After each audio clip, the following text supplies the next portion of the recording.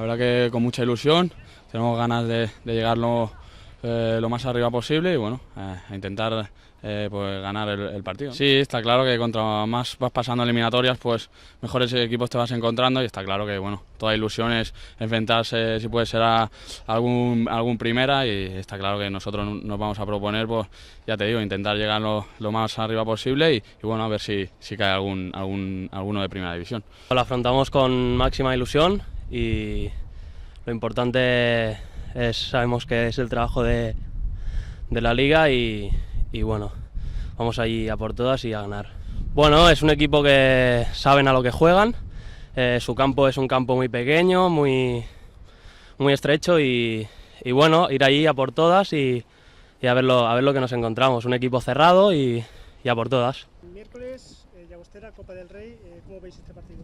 Bueno, la verdad es un partido complicado también, aparte de que es un gran rival, tiene un campo pequeño y eso, y bueno, es un partido difícil, pero bueno, vamos con todas las ganas de hacerlo bien, de ganar y pasar a la eliminatoria. Sí, nos hace mucha ilusión, pero bueno, vamos paso a paso, primero ganar en Llagostera y luego ya pensaremos en qué nos tocará, ¿no?